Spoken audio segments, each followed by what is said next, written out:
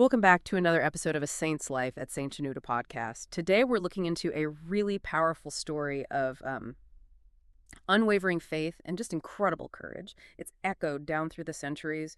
We're talking about Saint Maurice and the Theban Legion. And this isn't just some dusty old tale from history, right?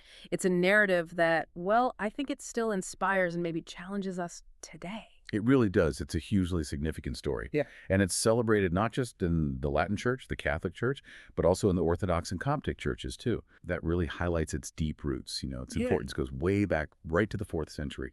We're talking about a group of men whose commitment, their faith, it just set an extraordinary example. Absolutely. And we've got some fascinating sources that they paint a pretty vivid picture of who these men were and the incredible stand they took. So we'll explore their origins, the really dramatic events around their martyrdom, and importantly, what their legacy might teach us now in today's world. Okay, so let's set the scene. Where did these remarkable soldiers actually come from? The Theban Legion. Well, the sources tell us they were recruited from Upper Egypt, specifically from Thebes. And this area, it was known as the furnace of Christianity. You have to picture it. Alexandria, the capital nearby, was intensely Christian. Sometimes people even called them fanatics because their faith was just so fervent. Think about it. This is the spiritual homeland of early monasticism. You had figures like St. Anthony setting up monasteries out in the desert. It was a real hotbed of faith. Wow. Okay, so this wasn't just any Roman legion. It was a whole unit. What, 6,600 men? Yeah, around that number, according to tradition. Composed entirely of Christians. Yeah. And their leader was this officer, Maurice. That's right. That's pretty unique for the Roman army. So what was the political climate like back then for Christians in the Roman Empire? Pretty hostile, generally speaking. The empire under Emperor Maximian, he reigned from about 285 to 305 AD, with Diocletian as his sort of co-emperor, who was largely pagan. And Christians, well, they were often seen as subversive, as, enemies of the state. Why was that? Primarily because they saw God as supreme before the emperor.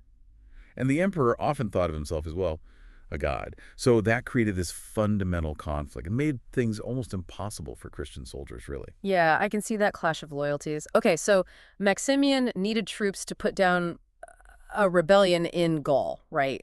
In Burgundy. Exactly, the Bagaudae Rebellion. So he calls on the Theban Legion, who were stationed way back in Thebes, Egypt, tells them to march all the way to Gaul, and they get to this place, Aguanum, which is now in Switzerland. That's right, modern Saint Maurice en Velay, a small Swiss town now.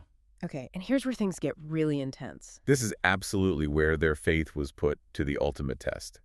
Maximian decided he needed to, verify their loyalty, make sure they were really on his side. So he gave 2 specific orders. First, they had to offer sacrifices to the Roman gods, a standard loyalty test, but obviously a huge problem for Christians. Right, total non-starter. And second, they were ordered to attack a nearby town that was populated by Christians. Wow. So betray their god and attack their fellow believers. It was explicitly a test then. Explicitly. The sources are quite clear on that. It was designed to force their hand. And what did they do? How did the Legion respond? They refused. Unanimously, the entire Legion, they set up camp near Aguanum and just flat out declined to take part in the sacrifices or, shed innocent Christian blood. They wouldn't offer sacrifice to pagan gods, period. Wow. Okay, that's a huge act of defiance against an emperor. Maximian must have been, enraged. Oh, absolutely enraged. His reaction was swift and brutal. He ordered a decimation. Decimation. What did that actually mean for the soldiers? It meant every 10th man was chosen by lot and then killed by the other soldiers.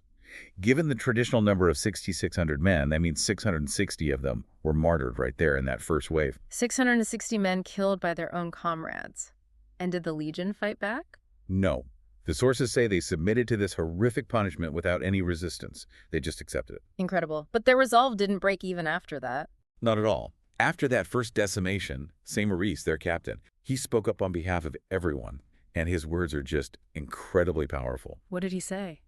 He declared, and I'm sort of paraphrasing from the sources here, something like, "Look, we are faithful servants of the state, but we serve God first. We cannot dirty our hands with innocent blood, and we definitely won't offer sacrifice to gods who aren't really gods." And then he made this amazing point. He said, "We took an oath to God before we took an oath to the emperor.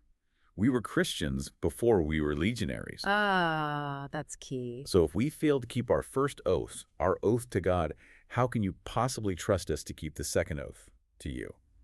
He basically reminded them all of their baptismal vows, encouraging them to be ready to die for Christ rather than betray those vows. What a powerful declaration of priorities, just laying it bare. So Maximian hears this. What does he do? He orders another decimation. Another one? Yes. But still, the sources say, they remained adamant. Their resolve just wouldn't break. They repeated that they would never carry out such sacrilegious orders. And when Maximian finally realized he couldn't break them, that their constancy was absolute, he ordered the complete slaughter of all the remaining men, around 5,000 of them. The complete slaughter. So what happened then? Did they fight back at that point? No. They laid down their arms. They still wouldn't fight the state, but they absolutely would not obey the emperor when his orders went against God's law. They chose, as the sources put it, to die innocent than live by any sin. It's described very vividly like sheep in the Lord's flock, massacred as if by ravaging wolves. They were all slain with the sword, just offered their necks to the executioners without any resistance. They despised things present in hope of things to come, bearing witness quietly like a lamb before its shearers. The scale of it. 6,600 men choosing death over betraying their faith. It's almost unbelievable. And the impact must have been huge, right? Even back then. Oh, immediate and widespread. Like we said, the town, Aguanum, is now called Saint Maurice unveils. That alone tells you something. But the story spread like wildfire across Europe. We see 5 cathedrals, over 650 churches, chapels, abbeys named just for Saint Maurice in France alone. Wow. Not to mention countless others in Germany, Switzerland, Italy. The veneration was immense. It's fascinating how it became so deeply woven into European history. It really did. It even reached the highest levels of power. From the 9th century onwards, the sword and spurs of Saint Maurice became part of the official regalia for crowning Holy Roman emperors. Really? The actual coronation? Yes, symbols of Christian knighthood and righteous authority.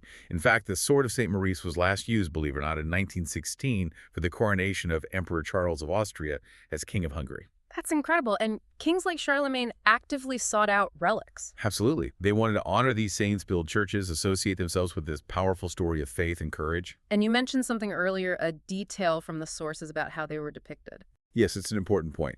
Many early depictions show Saint Maurice and sometimes other legionaries as black, reflecting their origins in Upper Egypt in Africa. It's a visual reminder that, early Christianity was incredibly diverse. We know of over 1,000 early saints of African origin. That's something we don't always remember. No. And even Pope Benedict XVI, his pontifical crest included a figure known as a Moor's head, which is a traditional heraldic symbol, often linked to figures like Saint Maurice, representing that connection between the African church and Rome. The Coptic roots are really significant here. Okay, so with stories this ancient and frankly this dramatic, people always ask about historicity. How sure can we be that this actually happened? What do the sources say? That's a fair question. The earliest written account we have comes from St. Eucherius, who's the Bishop of Lyons. He died around 494 AD. He actually traveled to Aguanum, interviewed people, investigated the site, and wrote down the story. So that's a pretty early source. Okay, less than 200 years after the event. Exactly.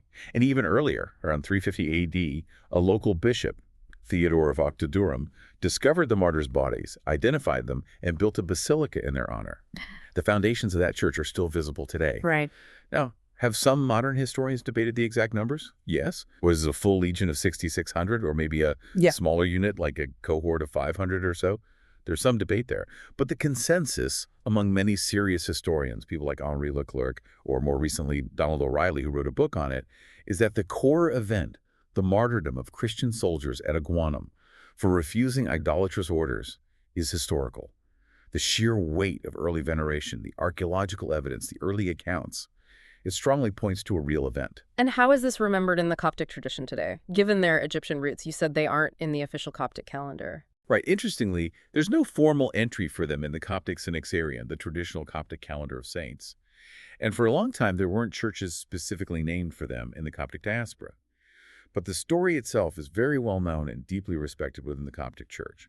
It was more a case of maybe historical transmission or focus. Okay. But that's been changing.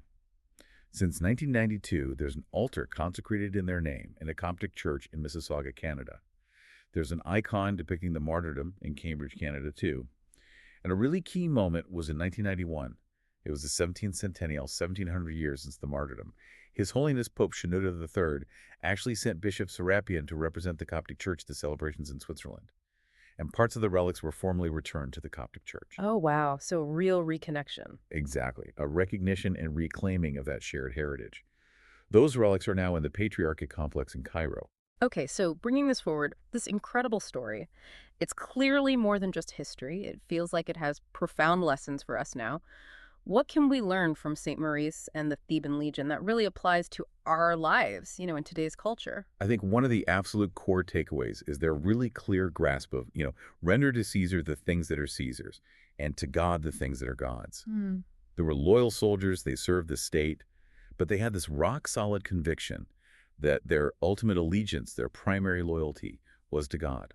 And they were willing to die rather than break that first oath. That distinction is crucial. That really resonates because we all face conflicting loyalties, don't we? Pressures from work, society, politics, even just fitting in.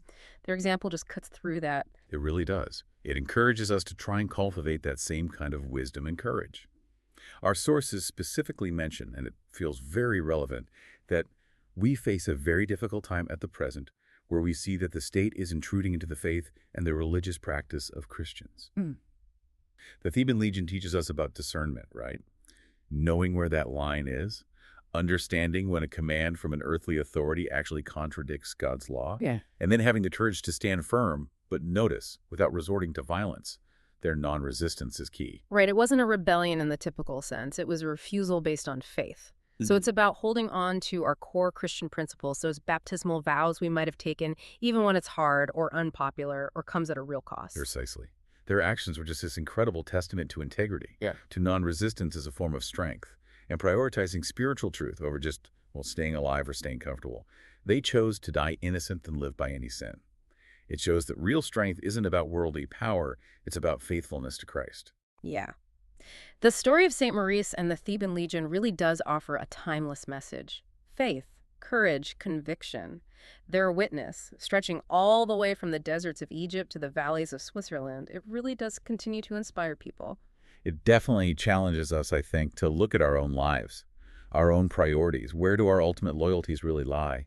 It's a call to examine how we're living out our faith when faced with modern pressures, which might be subtle sometimes, but still real. So maybe for you, listening today, something to consider is this.